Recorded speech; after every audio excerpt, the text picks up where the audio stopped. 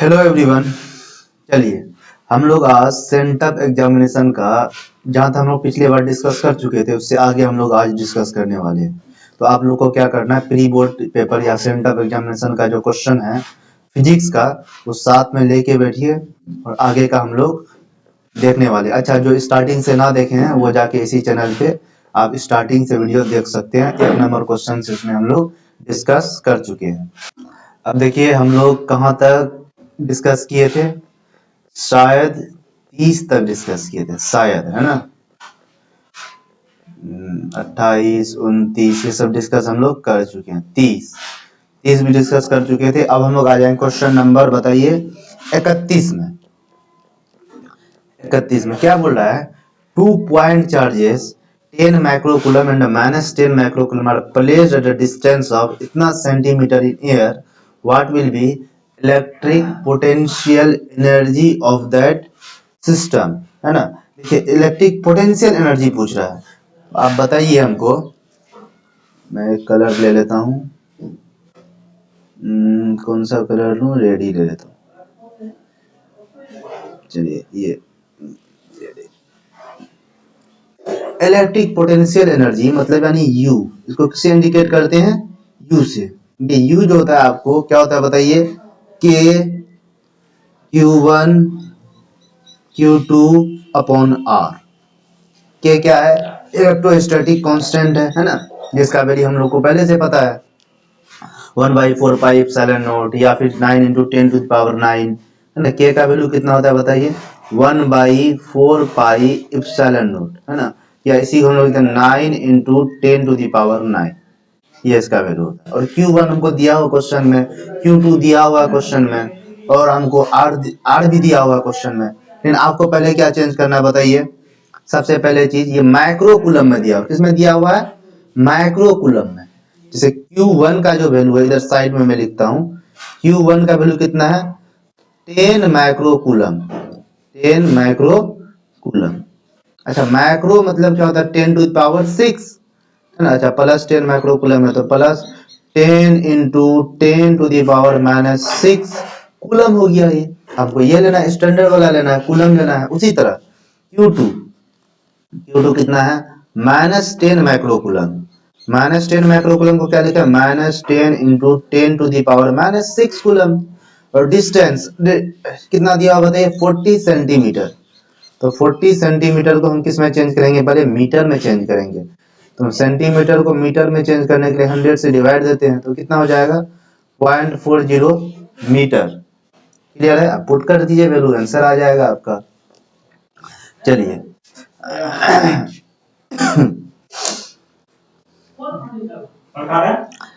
चलिए के का वैल्यू कितना होता है, 9 × 10⁹ Q1 का वैल्यू कितना दिया हुआ बताइए, 10 × 10⁻⁻6।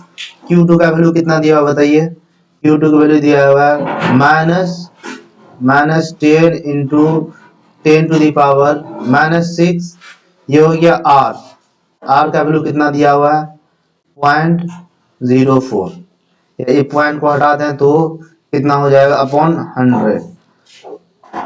अब इसको क्या कीजिए, फर्दर आप सॉल्व कर लीजिए। चलिए मैं ही सॉल्व कर देता हूँ, कोई बड़ी बात नहीं है। देखिए सबसे पहले आप कीजिए, सब जीरो को पहले सॉल्व कर लीजिए अच्छे से। ये -6 और ये -6 है, -6 -12 हो गया, है ना। अच्छा आप ये भी कर सकते हैं, ये 10 ही तो है, 10 हो गया तो ये कितना हो गया, -5। ये 10 इधर कट जाएगा, कितना बचेगा, -5 ही तो बचेगा। और ये भी इस 10 को भी हटा दीजिएगा तो क्या आ जाएगा, -10 × 10⁻⁻5, है ना। अब देखिए -5 10 हो गया, और -10 और -10 और इधर कितना है बताइए, 2 जीरो हो जाएगा, कितना हो जाएगा, -8। -8 मतलब क्या बच गया बताइए, 9 × 10⁹ आपको -8, 10⁻⁻8 ये रहा। और फिर इसको फर्दर आप सॉल्व कर लीजिए, कितना हो जाएगा,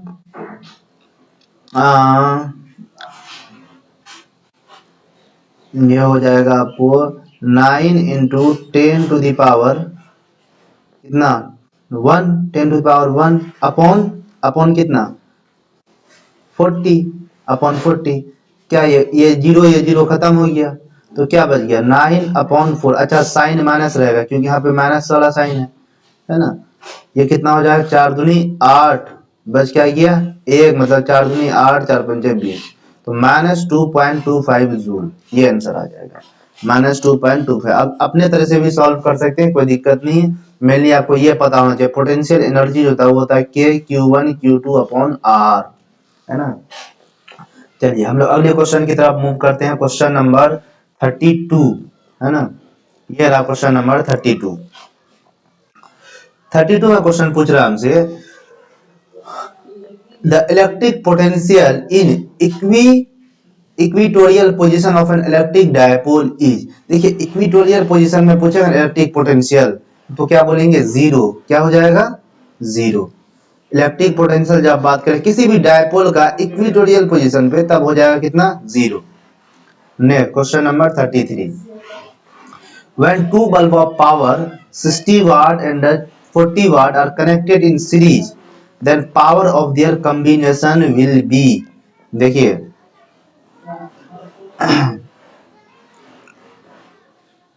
कभी भी आपको पावर का कॉम्बिनेशन निकालना हो तो आप इस तरह से ये कर सकते हैं। नेट पावर जो होता है power combination is equal to 1/P1 plus 1/P2, है ना। इसको सॉल्व कर लीजिए आप, 1/60 प्लस 1/40 ये कितना हो जाएगा बताइए, 120 ले लें एलसीएम, है ना। 2 प्लस 3 मतलब 5/120 ये कितना हो जाएगा 5×10 5×20 1/24। ये क्या आया, ये 1 टोटल पावर आया ना, 1 टोटल पावर आया, है ना। तो पावर बराबर कितना आया, पावर बराबर 24 वाट। यही चीज आंसर क्या हो जाएगा, इसका आंसर बोलिए डी हो जाएगा। चलिए नेक्स्ट 34। इंडक्टिव रिएक्टेंस इज, है ना। 34 का बताइए क्या होगा आंसर, हम लोग डिस्कस कर चुके हैं ये, है ना। इंडक्टिव रिएक्टेंस होता है ये क्या होता है XL। XL बराबर हम लोग क्या बोलते हैं ओमेगा L, क्या बोलते हैं ओमेगा L।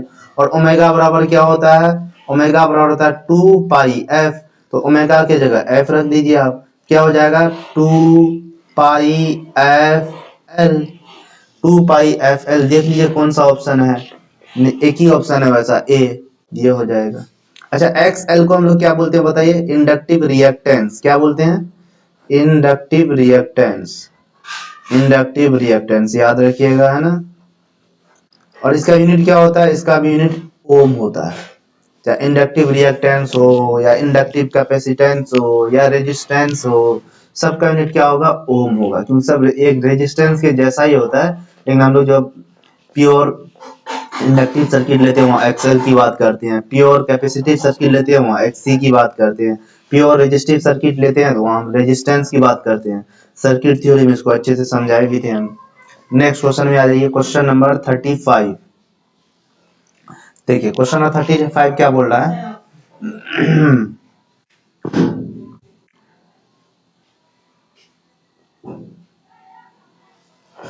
बोला था current flowing a wire is 1 ampere.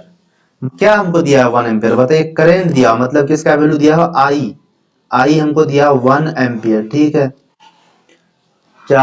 If the charge of an electron is इतना, हमको क्या दिया Q दिया हुआ है, Q इलेक्ट्रॉन मतलब चार्ज ऑफ इलेक्ट्रॉन दिया हुआ है 1.6 into 10⁻⁻19 coulomb. The number of electron flowing through the wire per second is। देखिए एक चीज भी याद रखिए, I बराबर होता है क्या Q/T, क्या होता है I बराबर Q/T, और Q बराबर होता है NE, है ना। N क्या है नंबर ऑफ इलेक्ट्रॉन, E क्या है चार्ज ऑफ इलेक्ट्रॉन। तो यहाँ पे क्या ऐसा लिख सकते हैं NE/T, ठीक है। अच्छा बोल रहा है क्या the number of electron flowing through wire per second, यही तो है N क्या number of electron flowing through wire per second, यही तो N/T, यही तो है number of electron flowing through wire per second, per unit time मतलब पर सेकेंड, ये कितना होगा। तो देखिए क्या ऐसा लिख सकते हैं number of electron flowing through wire per second is equal to, क्या लिखते हैं आई अपॉन ई, क्या लिखते हैं बताइए, आई अपॉन ई। तो आई का वैल्यू कितना दिया हो 1 एम्पियर, तो 1 रख दीजिए।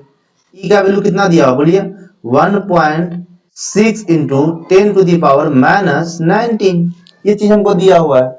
अच्छा अब हम क्या करें, एक काम करें, इस 19 को लेके ऊपर चले जाते हैं, 19 को ऊपर लेके चले जाते हैं, मतलब 10 टू दी पावर प्लस 19 हो जाएगा, या खत्म हो गया। फिर बच क्या गया 1 upon 1.6 into 10 to the power 19। ऐसा कोई ऑप्शन है क्या, ऐसा कोई ऑप्शन नहीं है ना, इसको और हमको और सॉल्व करना पड़ेगा। ये पॉइंट को हटा दें, ऊपर जीरो आ जाएगा, है ना। अच्छा एक एक और जीरो बढ़ा देते तो यहाँ पे क्या हो जाएगा, पावर 18 हो जाएगा। कितना हो जाएगा 18।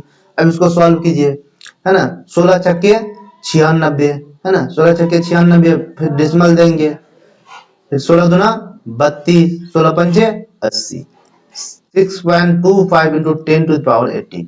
आपको याद रखना है एन बाई टी क्या, number of electron flowing per second, है ना।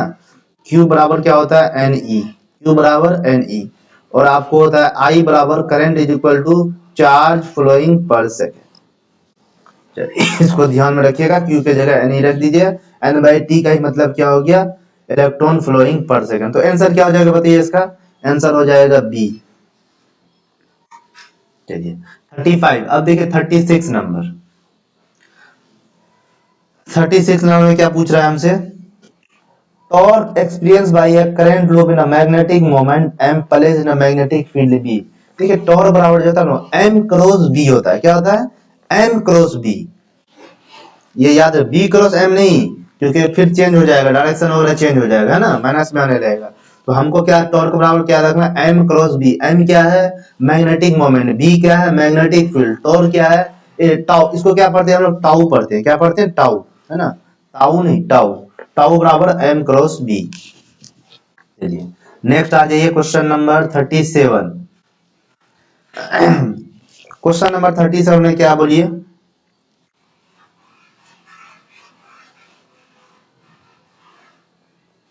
the susceptibility of magnetic paramagnetic substance is, है ना। देखिए ससेबिलिटी ऑफ पारामैग्नेटिक सब्सटेंस क्या होता है, ये जीरो होता है, नहीं जीरो नहीं होता। मैग्नेटिक ससेबिलिटी होता है पारामैग्नेटिक सब्सटेंस का, ये आपको प्लस में होता है, पॉजिटिव होता है, और कुछ कांस्टेंट वैल्यू होता है, हाँ 1 से ज्यादा होता है ना। तो किसको क्या बोलेंगे, डिपेंड्स ऑन मैग्नेटिक फील्ड नहीं, इन्फिनिटी तो होता नहीं, जीरो होता नहीं, तो क्या हो जाएगा कुछ कांस्टेंट होता है। आप ये भी याद रखिए ससेबिलिटी जो होता है किसी पारामैग्नेटिक सब्सटेंस का, इस तरह से ससेबिलिटी को लिखते हैं हम लोग फाई से, मतलब क्या है ये susceptibility, susceptibility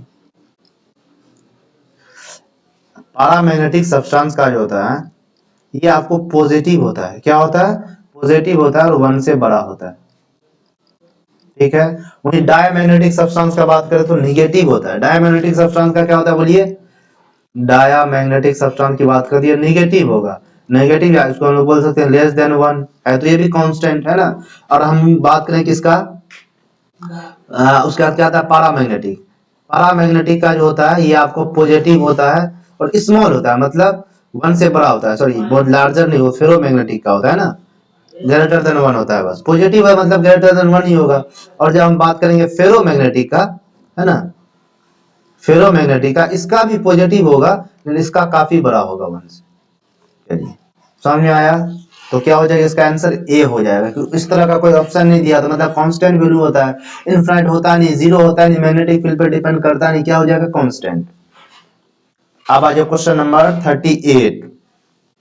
the working of dynamo is based on the principle of, आपको क्या बताया था क्लास में हम, चाहे वर्किंग ऑफ डायनामो बोल दे या आपको एसी जनरेटर बोल दे, या एसी जनरेटर बोल दे, ये किस पे बेस्ड होता है आपको डायनेमिक ईएमआई पे बेस्ड होता है,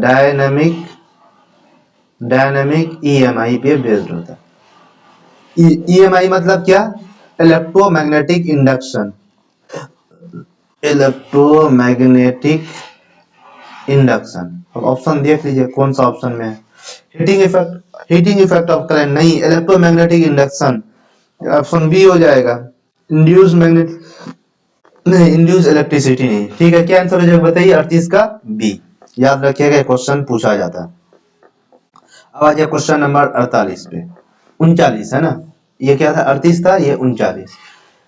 the power factor of L R circuit is, है ना, देखिए पावर फैक्टर जो होता है वो एल आर सर्किट का ये होता है आपको R upon root under R square plus omega square L square, है ना, ये क्या हो जाएगा, ये आंसर हो जाएगा। पावर फैक्टर बोलेगा तब, है ना, पावर फैक्टर। पावर फैक्टर को हम लोग cos फाइव भी बोलते हैं, क्या बोलते हैं, cos फाइव।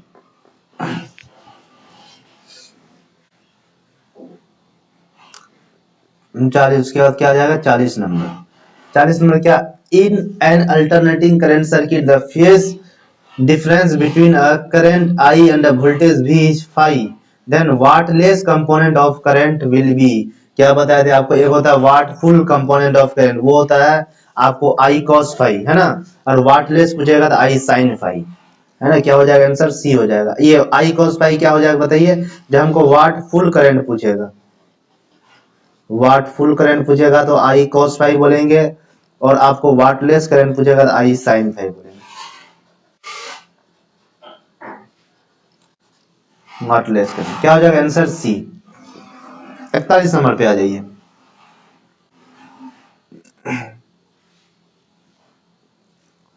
41 में क्या बोल रहा है question, in earth magnetic field B H if the frequency of any magnetic needle is N, then N क्या होता है, देखिए फ्रीक्वेंसी जो होता है ये आपको डायरेक्टली प्रोपोर्शनल था रूट अंडर बी एच के, है ना, मतलब magnetic component of horizontal line, है ना, तो इसको हम लोग ऐसे सॉल्व कर ऐसा भी बोल सकते हैं, N square is directly proportional to root under B H, sorry N square is directly proportional to B H.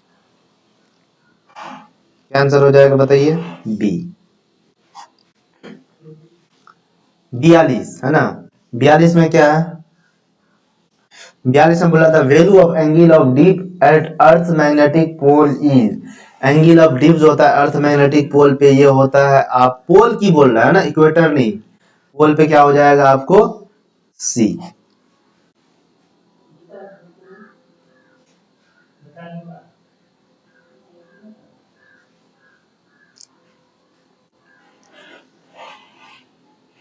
देखिए से पोल पे आपको 90 डिग्री होगा, बाकी और सब जगह 0 से 90 के बीच में होता है, 0 डिग्री से लेकर 90 डिग्री के बीच होता है, लेकिन पोल पे बात करें एंगल ऑफ डिप का तो कितना हो जाएगा 90 डिग्री। चलिए नेक्स्ट 43 नंबर, 43 नंबर में क्या बोल रहा है देखिए,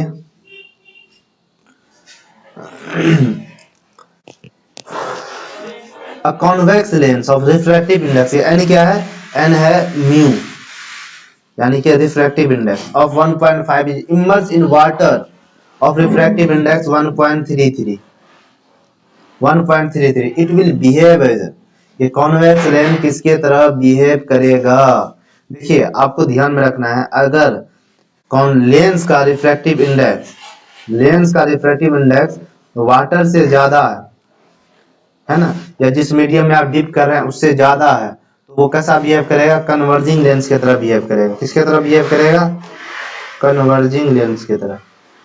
अगर अगर अगर लेंस का रिफ्रैक्टिव इंडेक्स कम है किससे, वाटर से, तो उस केस में कैसा बिहेव करेगा, डाइवर्जिंग लेंस की तरह बिहेव करेगा, डाइवर्जिंग लेंस।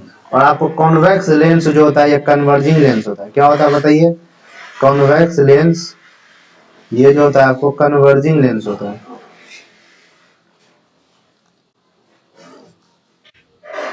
और आपको कॉनकेव लेंस जो होता है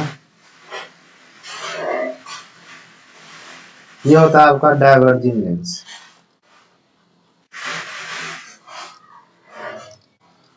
चलिए हाँ, कॉनकेव मिरर कन्वर्जिंग लेंस होता है, फिर कैसा होता है, सॉरी कॉनकेव मिरर जो होता है कन्वर्जिंग इन नेचर होता है, और कॉनकेव कॉन्वेक्स मिरर जो होता है वो आपको डाइवर्जिंग इन नेचर होता है ना, थोड़ा उल्टा होता है लेंस और मिरर में।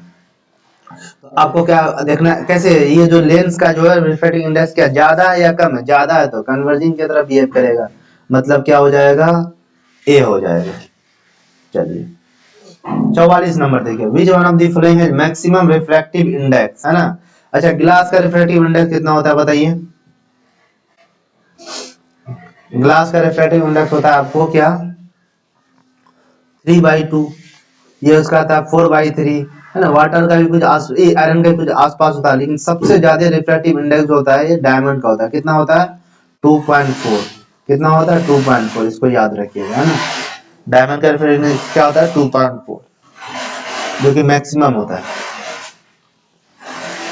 चलिए next question, next 45 number, cylindrical lenses are used to correct the eye defect of, है ना। सिलेंड्रिकल लेंस इनमें से किस आई डिफेक्ट को सही करने के लिए हम लोग इस्तेमाल करते हैं? तो आंसर क्या हो जाएगा एस्टिग्मेटिज्म।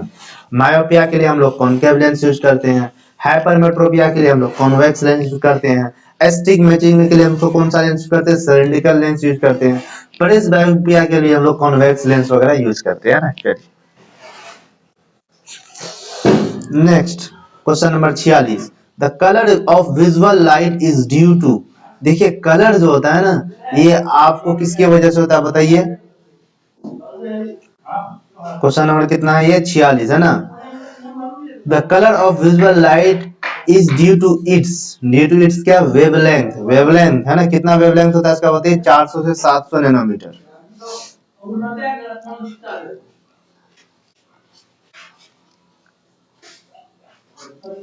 चलिए next 47, the wave front due to a point source at infinite distance, sorry finite distance बोल रहा है, ये इनफिनाइट नहीं है, at a finite distance from the source is, कैसा बनेगा बताइए स्फेरिकल।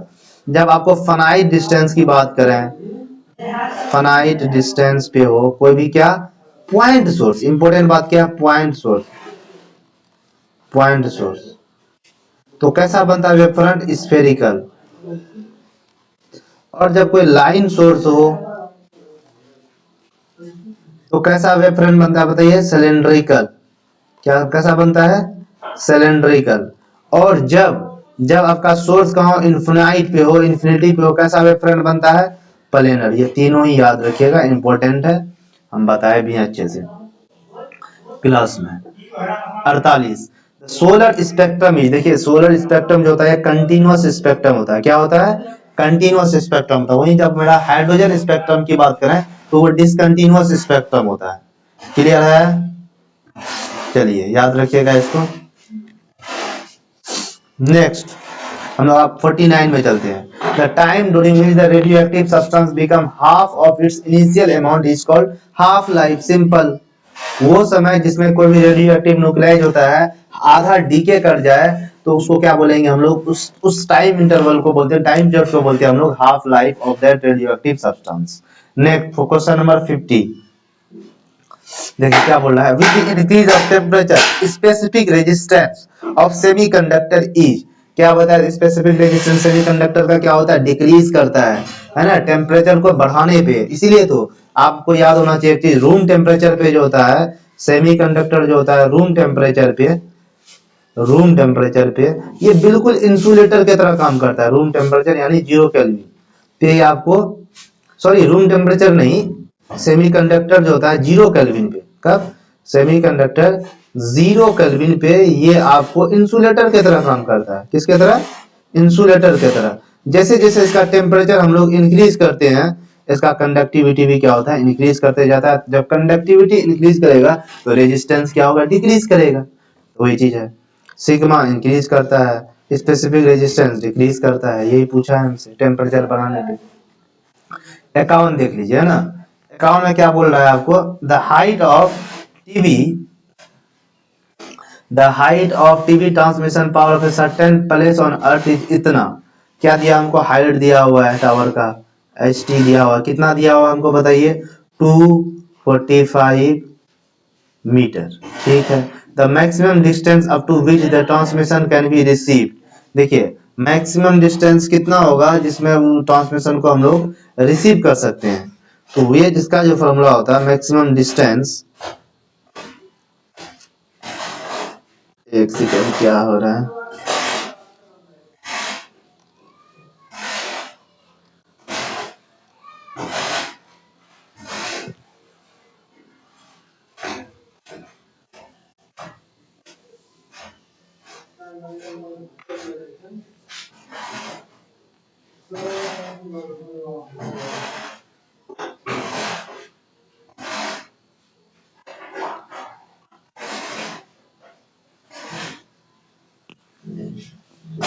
इसका जो होता है फॉर्मूला आपको, इसको लिखिएगा आप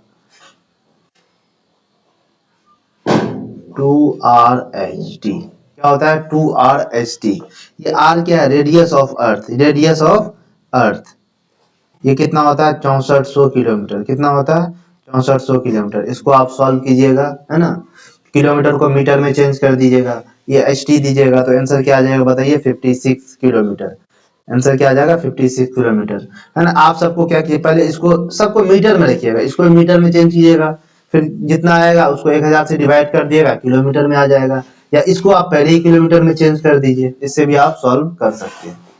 चलिए नेक्स्ट 51 नंबर, सॉरी 52 नंबर, है ना। 52 नंबर में क्या बोल रहा है? Electric force between two charge particle situated at a distance is F Newton. If distance between them becomes half, then the value of electric force will be। क्या होता है कूलम्ब्स लॉ से? इलेक्ट्रिक फोर्स बराबर बताइए, K Q1 Q2 upon R square, यही है। अच्छा, charge वगैरह तो कुछ चेंज नहीं किया है, सिर्फ ये रेडियस डिस्टेंस को क्या कर दिया, ये R क्या है? Distance between the two charges. तो इसको क्या कर दिया? इसको हाफ कर दिया, जहां R था अब वहां पे क्या कर दिया? R/2 कर दिया। अब F डैश, नया F डैश जो हो जाएगा वो क्या हो जाएगा बताइए? सब चीज तो सेम ही रहेगा, क्योंकि ये चार्ज वगैरह को चेंज किए नहीं है, सिर्फ R के जगह R/2 का होल स्क्वायर कर देंगे, सिंपल। ये इसको सॉल्व किया, कितना आएगा? K Q1 Q2 upon R square upon 4। अच्छा, K Q1 Q2 upon R square, यही तो F है, यही क्या हमारा F है, तो क्या हो जाएगा? 4F। क्या हो जाएगा? 4F answer. क्या हो जाएगा आंसर? Option A. चलिए next question number 53। The value of current I in the figure is, है ना। देखिए इसमें किरचॉफ लॉ लगाएंगे हम लोग। क्या? Kirchhoff law. जैसे देख, क्या किरचॉफ लॉ क्या होता है आपको? Incoming current, incoming current is equal to outgoing current. Outgoing current, है ना, कहां पे? किसी भी जंक्शन पे, एट एनी जंक्शन। हमसे पूछ रहा आई, मतलब यहाँ पे करंट कितना होगा, तो ये जंक्शन है, इसमें ये क्या? इनकमिंग करंट है, इधर आ रहा है मतलब इनकमिंग है, ये जा रहा है आउटगोइंग है, ये भी जा रहा है आउटगोइंग है। इसका मतलब आ कितना रहा है? 16। आ कितना रहा है? 16। जा कितना रहा है? 8। तो जितना आएगा उतना ही तो जाएगा, टोटल 16 ही आ रहा है इस जंक्शन में, इधर 8 चले गया, अब इधर कितना जाएगा? 8 ही तो जाएगा। आंसर क्या हो जाएगा आपको? ए।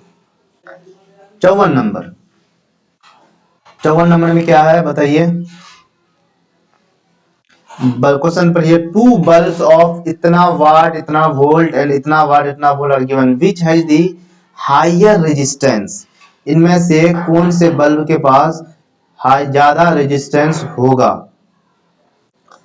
चलिए क्या हो जाएगा? एक चीज बताइए, पावर बराबर क्या होता है? पावर बराबर होता है V स्क्वायर अपॉन R। क्या होता है पावर बराबर? V square upon R। अच्छा, तो आप एक चीज बताइए, पावर और रेजिस्टेंस के बीच का क्या रिलेशन हो गया? इनवर्सली। पावर और रेजिस्टेंस के बीच का रिलेशन क्या हो गया? Inversely. Power is inversely proportional to R, inversely proportional to R. ये आपको पावर जिसका ज्यादा होगा उसका रेजिस्टेंस कम होगा, उसका रेजिस्टेंस कम होगा, लेकिन हमसे पूछा है किसका हाईयर रेजिस्टेंस होगा, किसका हाईयर रेजिस्टेंस होगा? जिसका पावर कम होगा। तो पावर कम किसका है बताइए? 25 वाट। ये वाट क्या? पावर ही तो है, ये वाट क्या? पावर है। 100 वाट क्या? पावर है। जिसका पावर कम उसका रेजिस्टेंस ज्यादा, तो पावर कम किसका ज्यादा है? किसका कम है? बल्ब, ये 25 वाट वाले का। आंसर क्या हो जाएगा बताइए? आंसर हो जाएगा 25 वाट। चलिए नेक्स्ट क्वेश्चन नंबर 55। 55 है ना। क्या बोल रहा है? The EMF of cell is measured by. EMF का क्या मतलब होता है? ईएमएफ इलेक्ट्रोमोटिव फोर्स, है ना। क्या एक तरह का ये पोटेंशियल होता है। क्या होता है? इंटरनल पोटेंशियल जो होता है सेल का, उसी को हम लोग ईएमएफ बोलते हैं। अब पोटेंशियल को हम लोग किस चीज से मेजर करते हैं? पोटेंशियल डिफरेंस को हम लोग किस यूनिट क्या होता है पोटेंशियल डिफरेंस का? वोल्ट। इसको मेजर किससे करते हैं? वोल्ट मीटर से।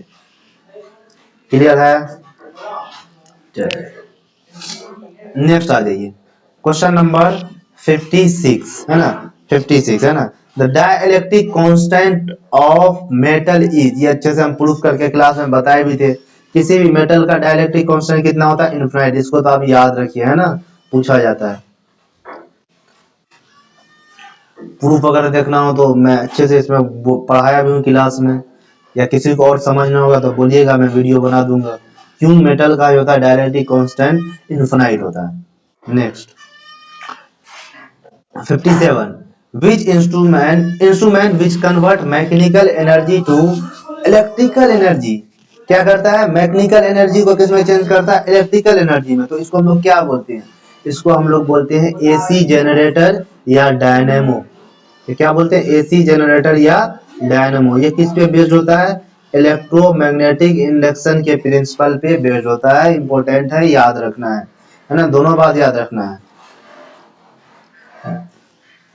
58 नंबर, 58 नंबर क्या बोल रहा है? When we see an object, when we see an object, the image of the object form on the retina is, retina पे जो हम लोग का इमेज बनता है वो रियल और इन्वर्टेड इमेज बनता है, याद रखिएगा, है ना। रेटिना पे जो इमेज बनता है वो कैसा इमेज बनता है? रियल और inverted. 59, the path difference in destructive interference is equal to, है ना। आपको दो तरह का इंटरफेरेंस पढ़ाते हैं, कंस्ट्रक्टिव इंटरफेरेंस और डिस्ट्रक्टिव इंटरफेरेंस। इसमें जो पाथ डिफरेंस होता है क्या होता है बताइए? 2n+1 into lambda by 2। Answer क्या हो जाएगा? सी। 60 में आ जाइए, electron volt measures, electron volt किसको मेजर करता है बताइए? 60 नंबर याद है आप लोग को? वोल्ट, वोल्ट जो यूनिट होता है वो आपको किसका होता है? पोटेंशियल का। लेकिन इलेक्ट्रॉन वोल्ट की बात कर लें तो किसका हो जाएगा? एनर्जी का। आप याद कीजिए न्यूक्लियर चैप्टर में हम लोग इलेक्ट्रॉन वोल्ट के टर्म में एनर्जी का बात करते हैं, मेगा इलेक्ट्रॉन वोल्ट के टर्म में बात करते हैं। मेगा इलेक्ट्रॉन वोल्ट भी किसका बताइए? मेगा इलेक्ट्रॉन वोल्ट क्या? इलेक्ट्रॉन वोल्ट का एक बड़ा यूनिट है मेगा इलेक्ट्रॉन वोल्ट। किसका यूनिट है? एनर्जी का। अच्छा, ये भी क्वेश्चन आया हुआ, मेगा इलेक्ट्रॉन वोल्ट किस चीज को मेजर करता है, या इलेक्ट्रॉन वोल्ट किस चीज को मेजर करता है? एनर्जी को, है ना। वोल्ट की सिर्फ बात करें तो मतलब क्या हो जाएगा? पोटेंशियल को। किसको? पोटेंशियल डिफरेंस या पोटेंशियल। चलिए 61 में आ जाए, which spectral line of hydrogen atom lies in visual region, है ना।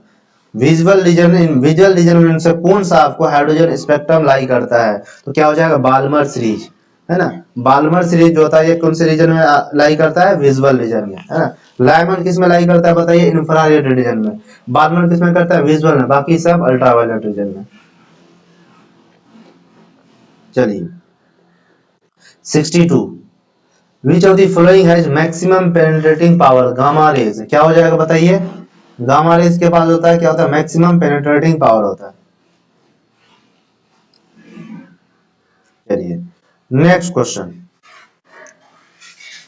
62, if in full wave rectification if input frequency is 50 Hz then output frequency will be, देखिए फुल वेव पूछ रहा है ना, फुल वेव रेक्टिफायर में की बात करा, अगर इनपुट फ्रीक्वेंसी एफ है, इनपुट फ्रीक्वेंसी एफ है तो आउटपुट फ्रीक्वेंसी क्या हो जाएगा? 2f हो जाएगा। क्या हो जाएगा? 2f हो जाएगा। अच्छा, अगर अगर अगर हाफ वेव रेक्टिफिकेशन रहता है तो f का f ही रह जाता है ना। तो वही चीज है, फुल वेव रेक्टिफिकेशन में क्या होता है? इनपुट का डबल हो जाता है आउटपुट। तो कितना हो जाएगा बताइए? इनपुट है 50 तो आउटपुट कितना हो जाएगा? 100 ऑप्शन बी। चलिए next 64, Which of the following is not accelerated by electric field? इनमें से कौन सा इलेक्ट्रिक फील्ड में एक्सेलरेट नहीं करेगा? जिसमें चार्ज नहीं होगा, जिसमें चार्ज नहीं होगा। जैसे प्रोटॉन क्या है? प्रोटॉन पे पॉजिटिव चार्ज होता है। न्यूट्रॉन पे कौन सा चार्ज होता है? कोई चार्ज नहीं होता है, जीरो चार्ज होता है। अल्फा पार्टिकल क्या है? हीलियम का न्यूक्लियस है, या डबली चार्ज हीलियम को हम लोग अल्फा पार्टिकल बोलते हैं। इस पे कैसा चार्ज होता है? पॉजिटिव चार्ज होता है। इलेक्ट्रॉन पे कैसा चार्ज होता है? नेगेटिव चार्ज होता है। आंसर क्या हो जाएगा आपको? बी। क्यों? क्योंकि न्यूट्रॉन के पास कोई चार्ज नहीं होता, इसलिए वो आपको इलेक्ट्रिक फील्ड में एक्सेलरेट नहीं करेगा। 65 क्वेश्चन में आ जाइए, frequency range of ground wave should be, है ना। फ्रीक्वेंसी रेंज होता है ग्राउंड वेव का, ये आपको होता है 50 किलो हर्ज से सॉरी 50